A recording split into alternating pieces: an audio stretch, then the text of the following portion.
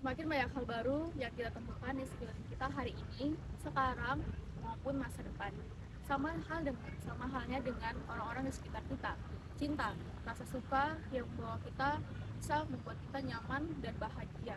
Kita akan melakukan segala sesuatu untuk mendapatkannya. Sama halnya dengan mencari pasangan hidup.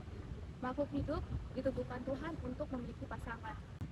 Namun, banyak pro dan kontra mengenai hal ini. Banyak pendapat berkata bahwa cinta adalah cinta, love is love. Apapun gendernya, kalau cinta ya kita akan melakukannya. Seperti laki-laki bisa dengan laki-laki, perempuan bisa dengan perempuan. Banyak hal ini kita temukan, terutama saat ini pun sama halnya di sekitar kita, terutama di Samarinda. Mungkin banyak kaum-kaum seperti ini, namun jarang terekspos. Sejarah LGBT sudah ada pada tahun 1300 sampai dengan 1500 sebelum Masehi. Nah, pada zaman ini masih berfokus tentang hubungan seksual antara laki-laki dan juga laki-laki. Sementara untuk hubungan antara perempuan dan juga perempuan atau bisa disebut sebagai lesbian, itu pada saat zaman itu masih dianggap ilegal. Yang pertama, lanjut pada saat zaman Nabi Lut, yang dimana pada saat zaman Nabi Lut ini sudah ada LGBT juga, tapi dengan sebutan kaum Sodom ya pada saat itu. Yang kedua yaitu saat zaman sejarah kuno. Nah, pada saat zaman ini dimulai pada tahun 1700 sebelum Masehi dengan dikeluarkannya Kode Hammurabi secara luas yang dianggap sebagai penyebutan awal lesbian. Nah, di dokumen sejarah ini juga masih ada sampai sekarang. Yang ketiga itu ada pada saat zaman Yunani kuno. Jadi perkembangan sejarah LGBT ini juga sudah mulai berkembang pada saat zaman Yunani kuno, yang dimana tercatat pada biografi Plutarch yang berjudul Lycurgus dari Sparta. Nah, beliau ini menulis bahwa Sparta atau perempuan yang sudah tua akan membentuk hubungan dengan gadis-gadis yang mirip dengan Erastes. Nah, hubungan ini tuh juga bisa disebut sebagai hubungan antara perempuan dengan perempuan, yang misalnya perempuan yang satu ini udah jauh lebih tua dan yang satunya jauh lebih muda. Atau kalau misalkan laki-laki itu bisa disebut sebagai pedofil. Yang keempat yaitu pada saat zaman Mesir kuno, yang dimana pasangan homoseksual pertama yang tercatat dalam sejarah adalah pasangan laki-laki dari Mesir kuno, yaitu Kunum Hotep dan juga Nian Kunkum. Nah, mereka ini hidup sekitar tahun 2400 sebelum Masehi. Perkembangan LGBT di Indonesia itu sebenarnya sudah dimulai sejak awal 1960-an. Pada saat itu dikenalnya dengan sebutan sentul dan juga kantil. Tapi untuk sekarang itu berubah jadi buci dan juga feme. Nah, LGBT itu sebenarnya sudah ada di Indonesia, tapi tidak disebut bahwa itu adalah LGBT. 21 tahun.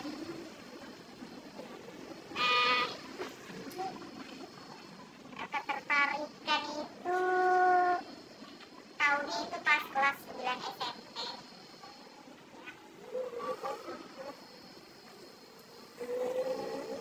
Yang membuat tertarik itu karena saya ngerasa aman gitu, karena sesama perempuan jadi ngerasa aman, makanya saya ada ketertarikan gitu.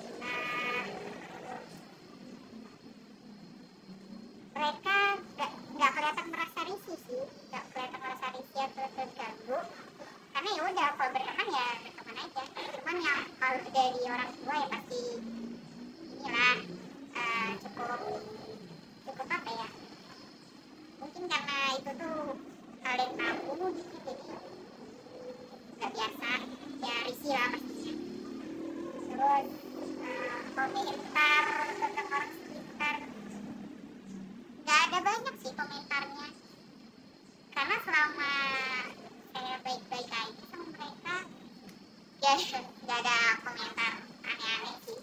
Cuman ya mereka ada beberapa yang kayak komentar cepet sadar, cepat balik ke jalan yang lurus gitu. Itu aja sih. Halo semuanya. Nama saya Agung, saya di sini sebagai pengamat dari TEN. Pertama-tama penampilan TEN yang saya ketahui di kelas, di sosial umum, dia tuh berpakaian seperti biasa, cara berjalannya umum seperti pada wanita umumnya. Hanya saja dia tuh lebih ke arah cenderung berkelakuan seperti laki-laki. Sifatnya menurut saya dia itu orang yang baik, friendly, gampang bersosialita.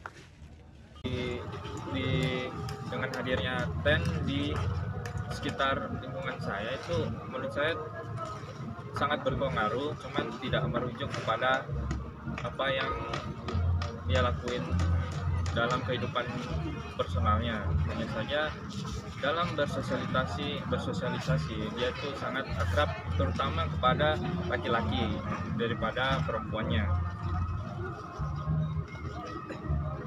Saya dengan TEN sudah kenal lumayan lama, sempat beberapa kali dalam satu kelas jenjang pendidikan yang sama.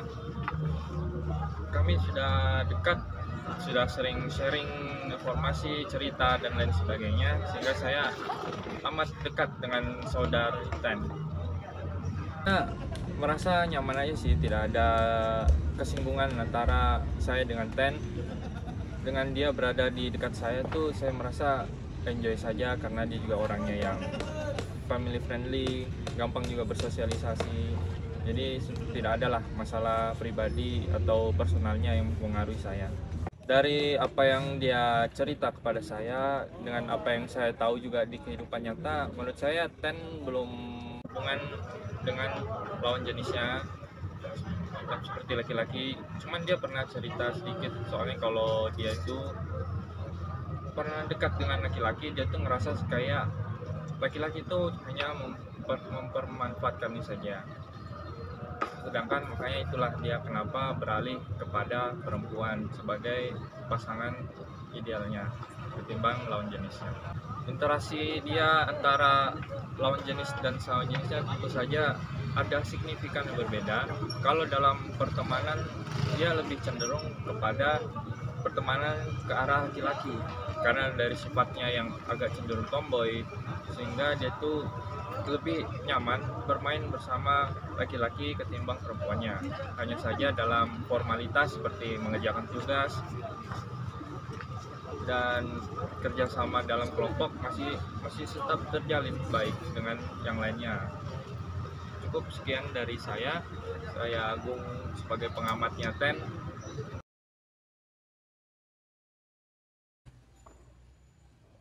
Assalamualaikum warahmatullahi wabarakatuh. Waalaikumsalam warahmatullahi wabarakatuh. Kami dari mahasiswa pendidikan sejarah Universitas Muhammad izin bertanya tentang bagaimana pendapat Ustadz ketika mendengar kata LGBT. Ketika ada kalimat LGBT, ya mungkin kalau di zaman mundur 10 tahun yang lalu ya, kita mendengar LGBT itu tahunya cuma dua, kalau nggak homo, lesbi, itu aja kan ya. Masih belum tahu apa itu kayak biseksual atau transgender atau yang lainnya. Sekarang itu lebih dirangkum, entah siapa yang bikin kalimat LGBT itu, tapi yang jelas kalimat LGBT ini ada positifnya, ada negatifnya. Kenapa positif negatifnya? Negatifnya itu ya positifnya jika memang LGBT itu kita ketahui atau kita kenal untuk dijauhi. Tapi kalau misalnya kita kenal, mungkin mereka yang bikin kalimat LGBT itu untuk mengkampanyekan atau mensosialisasikan ada hal yang lain selain homo dan lesbi, mungkin apa biseksual atau transgender atau apa. Nah, itu yang mungkin negatif.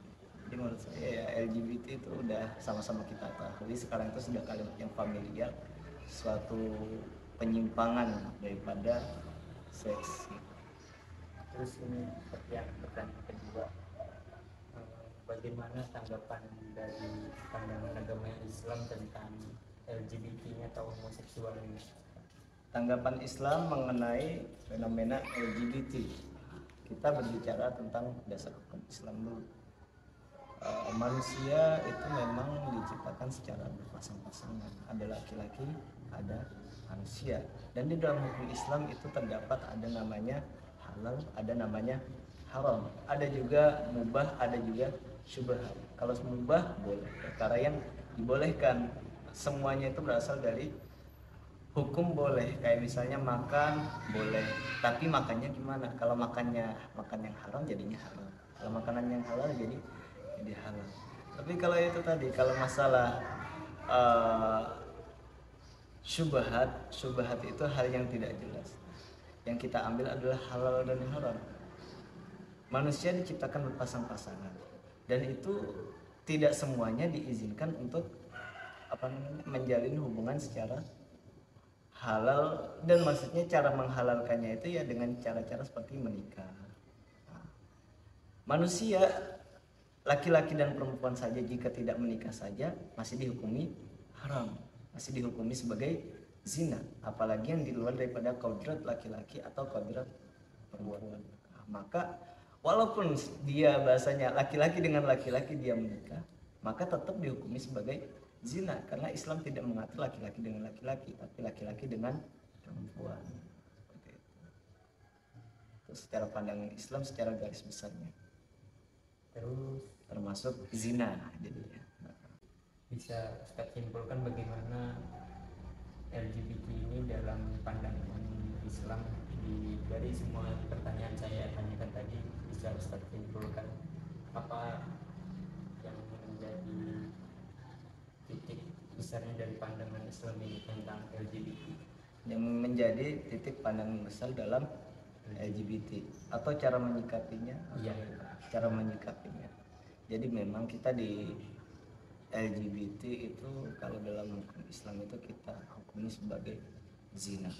Zina bahkan lebih daripada zina, termasuk pada fahisyah. Zina saja disebut sebagai fahisyah. Fahisyah itu artinya keji, perbuatan yang keji. Kalau kita mempraktekkan kalimat keji di dalam kehidupan kita, itu keji itu seperti apa sih keji? Contohnya mungkin kita membunuh hewan dengan cara dimutilasi. Hewan yang seharusnya kita tidak makan, seperti kalau yang kita makan seperti ayam, itu masih dilihat ya wajar, ayam kita makan, memang Allah ciptakan ayam untuk dimakan, Allah ciptakan sapi untuk dimakan. Tapi misalnya ada kucing yang lucu, kemudian disembelih dimakan, nah, termasuk perbuatan yang keji. Kucing yang harusnya disayang, dibanting, disiksa, itu termasuk perbuatan yang keji. Kalimat ini terdapat pada zina, wala taqrabuz zina, itu di dalam surah Al-Isra ayat 32, wala taqrabuz zina innahu kana fahisyatan wa sa'a sabila. Maka jangan dekati zina, termasuk LGBT, karena itu juga termasuk zina. Tidak ada LGBT itu dihalalkan, termasuk zina, termasuk perbuatan yang keji. Di dalam Islam memang zina itu dihukumi sebagai hal yang sangat haram, bahkan mendekatinya saja tidak boleh. LGBT ini ada sudah sejak zamannya Nabi Lut alaihi wassalam, dan kita sekarang berada di zamannya Nabi Muhammad sallallahu alaihi wasallam, yang dikatakan di zaman Nabi Muhammad ini terkumpulnya semua dosa dari zaman Nabi Adam, pembunuhan, sampai zaman Nabi Isa menganggap makhluk sebagai Tuhan. Itu semuanya ngumpul di sini semua, termasuk LGBT. Intinya kesimpulannya kita anggap LGBT itu sebagai hal yang haram, cuman kita tidak boleh bahasanya kalau menganggap itu adalah hak asasi mereka, saya kira itu adalah hal yang salah, karena dampaknya itu ke kita. Memang di zaman sekarang ini, zaman Nabi Muhammad, tidak ada Allah turunkan azab langsung. Tapi kalau misalnya terjadi penyakit HIV, AIDS ataupun segala macam penyakit virus-virus seperti itu, saya kira itu sangat berbahaya untuk kehidupan kita, kesehatan kita. Dan cara menyikapi kita, cara mensolidaritas kita ya dengan cara tidak memfasilitasi mereka, tidak memfasilitasi mereka dalam aspek apapun, dalam segala bentuk dukungan apapun, entah itu secara panggung atau secara iklan atau secara perizinan. Bahkan di dalam ajaran Islam, iman yang terendah dalam menyikapi satu dosa itu jika kita tidak bisa menegur mereka dengan tangan, dengan aturan, karena belum ada di dunia ini aturan untuk melarang LGBT, belum ada dengan adanya HAM itu tadi. Jadi kalau kita masih belum bisa menyikapi dengan tangan kita, dengan perbuatan, kita cuma bisa menyikapi dengan cara membenci. Dan cara menghormati mereka yang paling sopan adalah tidak memfasilitasi mereka dan mengembalikan mereka ke kodrat aslinya. Jika laki-laki, kembali ke kodrat laki-laki. Jika perempuan, maka kembali ke kodrat perempuan. Karena dalam Islam, kalau misalnya laki-laki berpakaian perempuan atau perempuan berpakaian laki-laki, maka itu akan dilaknat oleh Allah Subhanahu wa taala sebagaimana hadis Nabi, la'anallahu ala man amali amala lut amali ama la'anallahu ala man amila amala qaumi lut. Allah melaknat orang yang mengamalkan atau berbuat sebagaimana perbuatan kaum Nabi. Mungkin saya rasa itu. Terima kasih Ustaz atas jawaban pertanyaan dari kami. Mungkin itu saja. Terima kasih Ustaz Rifki atas jawabannya. Mungkin itu saja. Wassalamualaikum warahmatullahi wabarakatuh.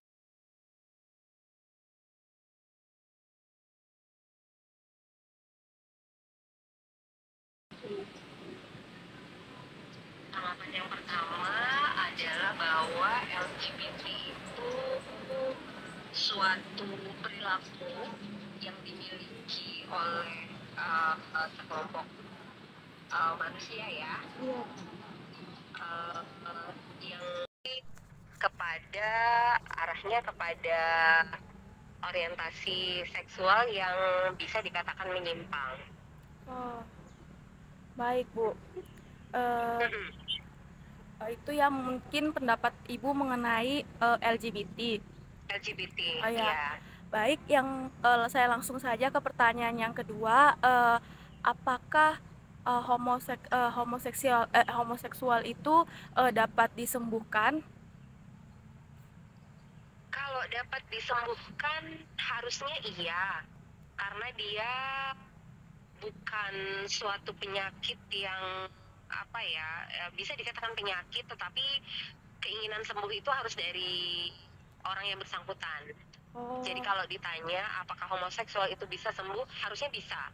Didukung dengan banyak dukungan, contoh dukungan lingkungan, dukungan dari komunitas, dukungan dari medis, dukungan dari keluarga gitu. Jadi kalau ditanya apakah homoseksual itu bisa sembuh, harusnya bisa.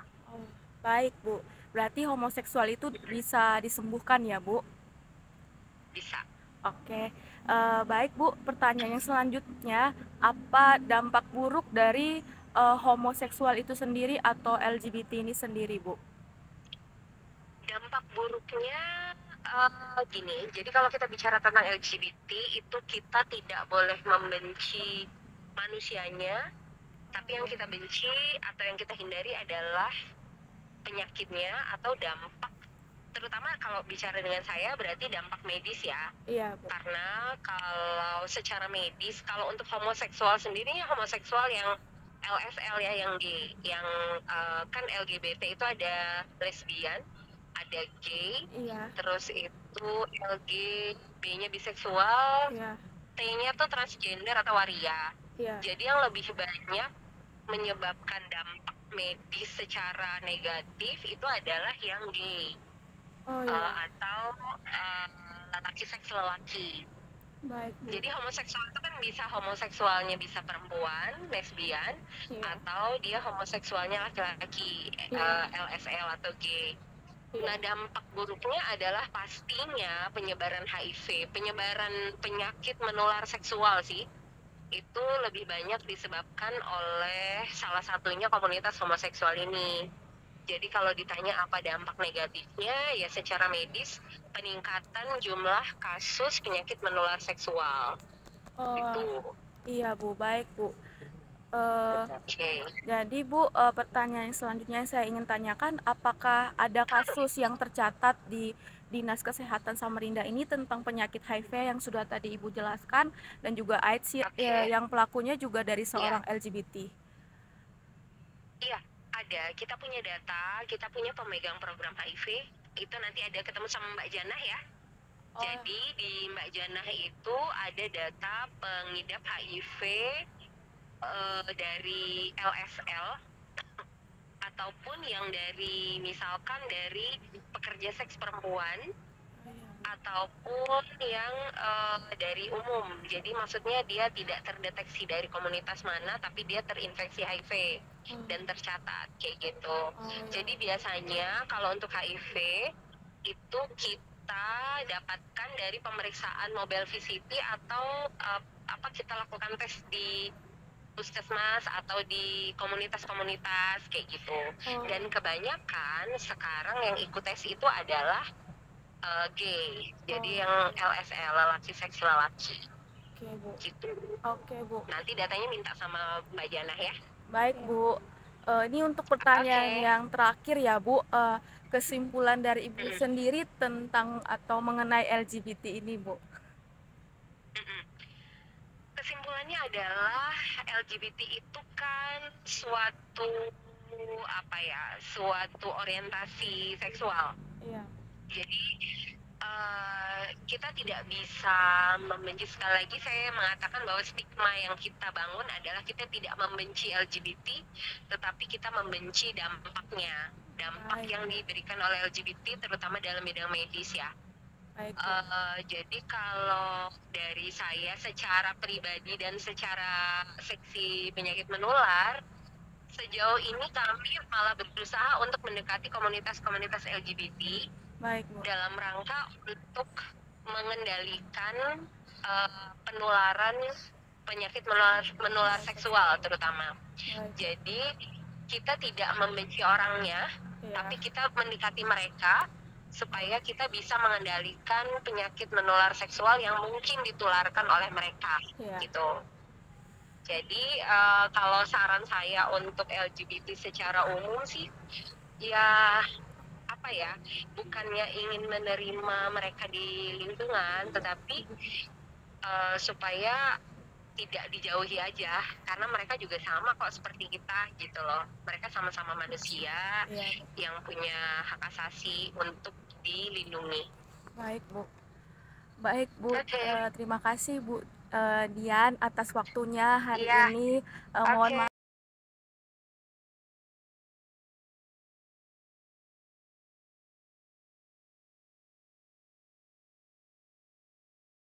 Hari ini mungkin sekian dari wawancara kami.